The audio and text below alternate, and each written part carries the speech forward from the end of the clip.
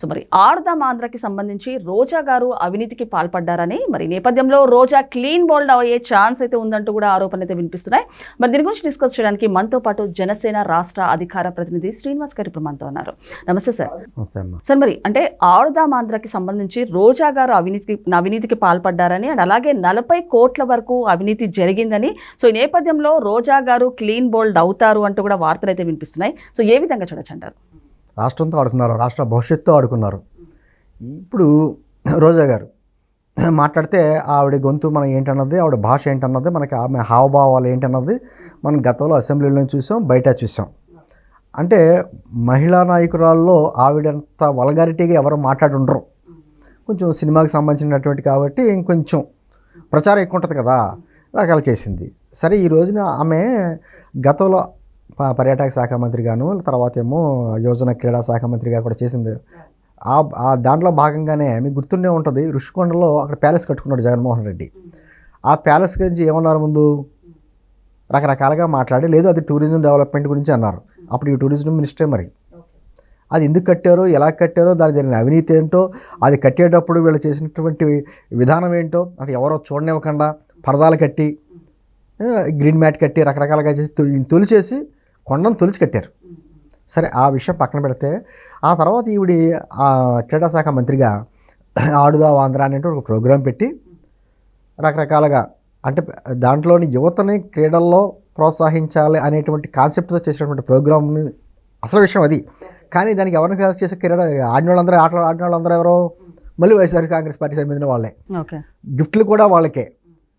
అంటే వాళ్ళకి కొన్ని ఏరియాల నుంచి వాళ్ళు కొన్నారండి. ఈ క్రికెట్ బ్యాట్లు కానీ, రకరకాల కానీ, క్రీడకు సంబంధించిన అంశాలన్నీ కొన్నారు. ఆ పిల్లలు బ్యాట్ ఇచ్చి బాల్ కొట్టేటప్పటికి బ్యాట్లు ఇరిగిపోయి, అంటే దాంట్లో కూడా అవినీతి. ఇంకా కోడిగుడ్ల మీద కూడా వేసిన వాళ్ళు బ్యాట్ల మీద, బ్యాట్ అయితే కొంచెం పెద్దగా ఉంటుంది, కోడిగుడ్డు మీద కూడా వేసారు స్టిక్కర్. అంతా ప్రచార పిచ్చితోటి చేశారు కదా. దాంతో ప్రజాధనాన్ని ఏ విధంగా దోచుకోవాలంటే ఆ విధంగా దోచుకున్నారు. సరే, రోజా గారి గురించి మాట్లాడుకుంటే, రోజా గారి ప్రస్థానం కూడా మనకు తెలుసు కదా. ఆమె తెలుగుదేశంలో ఉన్నప్పుడు వైఎస్ రాజశేఖర రెడ్డిని ఎన్ని రకాలుగా మాట్లాడిందో మనకు తెలుసు. సరే, అదే రాజశేఖర రెడ్డి గారు ఆవిడ దెయ్యం అని తిట్టిన రాజశేఖర రెడ్డి గారే ఆవిడ ఆ పార్టీలో జాయిన్ అయిన తర్వాత దేవుడు అయ్యాడు. సరే, మనకు కాదనట్లా. సరే, ఆవిడ ప్రస్థానంలో ఎన్నో చాలా ఇబ్బందులు పడ్డది, ఆర్థికంగా కూడా చాలా ఇబ్బందులు పడ్డది. సినిమాలో అవకాశాలు తగ్గిపోవడంతో జబర్దస్త్లో కూడా యాక్ట్ చేయడం డబ్బు గురించి అని చెప్పేసి మనకు తెలుసు. అటువంటి ఆవిడ ఒకేసారి ఆవిడది ఎలా మారిపోయిందంటే, ఆవిడ లైఫ్ స్టైలు దాదాపు ఒక 20 మంచి కాస్ట్లీ కార్లు, ఈ మధ్యకాలంలో 3 కోట్లతో ఎంత వాళ్ళ అబ్బాయికో ఎవరికో కొనిపెట్టిందంట. 20 కాస్ట్లీ కార్లు, రోల్స్ రాయల్స్లు, బెంజ్లు, అటువంటి కార్లు. ఆవిడ టూరిజం మినిస్టర్గా ఏం చేసింది, ఇంకా అన్ని చోట్లగా పర్యాటక మంత్రి, అన్ని విదేశాలకి ఆవిడ సేద తీరడానికి విదేశాలు మంత్రిగా ఇక్కడి నుంచి డబ్బులు తీసుకుంటాను అంటే, ఒక విధంగా తన శాఖలను అడ్డం పెట్టుకుని నగర పంచాయతీ యాక్చువల్గా అది కాన్స్టిట్యున్సీ మంచి పేరున్న కాన్స్టిట్యున్సీ. అటువంటిది మొత్తం ఆ కాన్స్టిట్యున్సీలో ఏం జరిగినా, మట్టి తవ్వకాలు కానీ, ఇసుక తవ్వకాలు కానీ ఏమి జరిగినా కమిషన్లు వెళ్ళాలి. దానికి మళ్ళీ ఆవిడకి 2 సోదరులు ఉన్నారు, అన్నదమ్ములు. వాళ్ళిద్దరికీ మళ్ళీ పని చెప్పింది. ఒకళ్ళేమో సెటిల్మెంట్లు వాటికి ఒకళ్ళకి, ఒక ఆయనకేమో ఒక 2 మండలాల ఆ బాధ్యతలన్న అతనికి ఇచ్చి, మొత్తం ఈ స్కామ్లు ఇప్పుడు విచారణ కమిషన్ వేశారు కదా, కమిషన్ గవర్నమెంట్కి ఇస్తుంది కదా, దాంట్లో వాళ్ళ పేర్లు కూడా ఉన్నాయి. ఖచ్చితంగా దానికి బాధ్యత వహించవలసింది రోజా గారు. ఎందుకంటే నగరికి సంబంధించి మొత్తం ఆ మున్సిపాలిటీలో కానీ అక్కడ కానీ మొత్తం డబ్బులు ఖాళీ.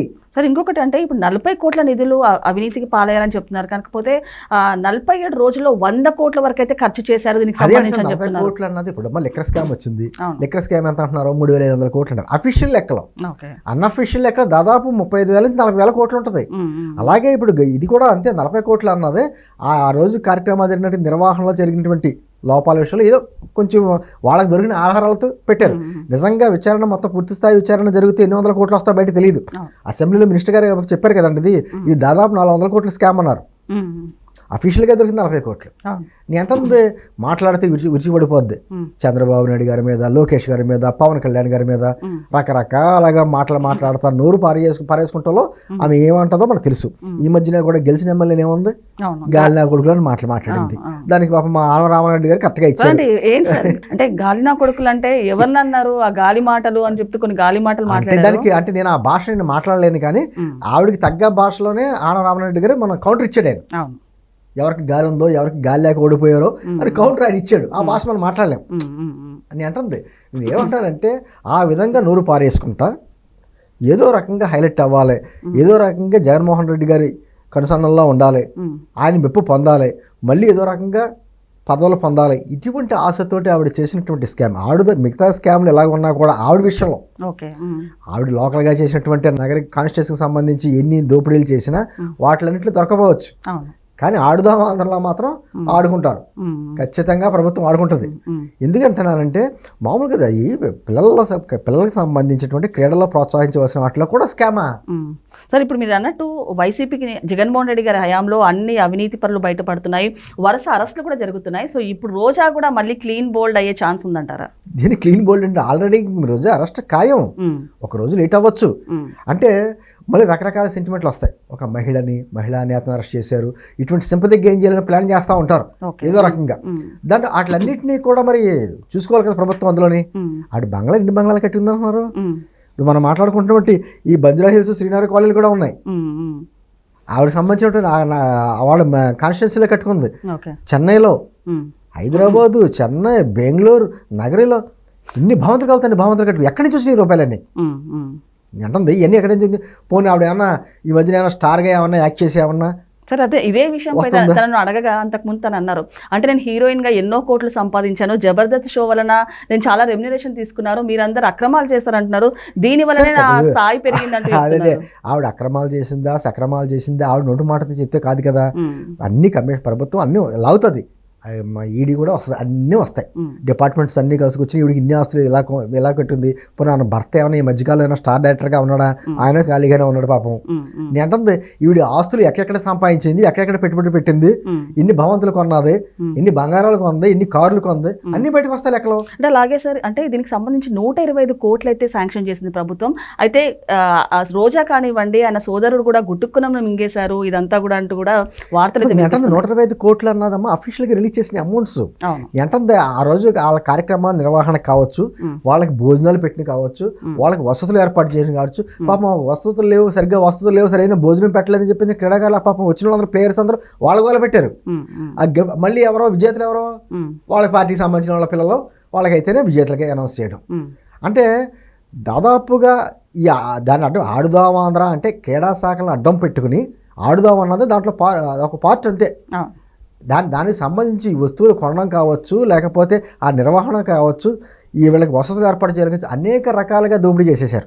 ఏంటంటే ఆడుదాం ఆంధ్ర దానితో పాటు ఆవిడ చేసినటువంటి ఆవిడ మంత్రి పదవులు అనుభవిస్తా ఆవిడ చేసినటువంటి అవినీతి మీద అన్నింటి మీద విచారణ జరగాలి. ఖచ్చితంగా జరుగుద్ది. ఆవిడ సంపాదించినటువంటి ఆస్తులన్నింటి మీద జరుగుద్ది. ఆవిడ మామూలుగా ఏదో రోజు అంటారు, రోజు పూలు పైన కనపడుతుంది, రోజు కాదు కింద ముళ్ళు ఉంటుంది చూసారా, ఆ ముళ్ళు గుచ్చింది మాట అందరినీ.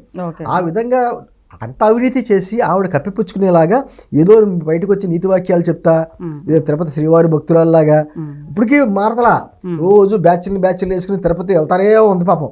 మళ్ళీ ఆవిడకి ఇస్తున్నట్టు అనుమతి మరి సామాన్య ప్రజలకు దొరకట్లా ఆ దర్శనం. అంటే ఆ విధంగా శ్రీవారి భక్తుల్లాగా నటించడా ఎన్ని చేసిందంటే ప్రభుత్వాన్ని అడ్డం పెట్టుకుని, అధికారాన్ని అడ్డం పెట్టుకుని, ఆవిడ మహిళా నాయకురాల్లో ఆవిడ దోచుకున్నంత దోపిడీ ఎవరో చేసి ఉండరు వాళ్ళ పార్టీకి సంబంధించి. చూస్తే ఇలా ప్రజాస్వామ్యం ప్రభుత్వం పని ఏంటంటే ప్రజాస్వామ్యం ఎవరు తింటే వాళ్ళకి కక్కించాలి. ఖచ్చితంగాను చట్టం ముందు దోషుగా నిలబడాలి. నిజంగా కక్షదారుణ చర్యలు అయితే ఎప్పుడూ అరెస్ట్ చేసేవాళ్ళు. కానీ దాని మీద ఒక విచారణ చేసి ఆధారాలన్నీ తీసుకుని ఖచ్చితంగా నోటీసులు ఇస్తారు, న్యాయస్థానం ముందు నిలబెడతారు, శిక్ష వేస్తారు. తప్పించుకోలేదు రోజా గారు ఏ విషయంలో తప్పించుకోవచ్చు, కానీ ఆడుదాం ఆంధ్ర విషయంలో మాత్రం ఖచ్చితంగా ఆవిడ జైలుకి వెళ్ళవలసిందే. Okay sir, thank you.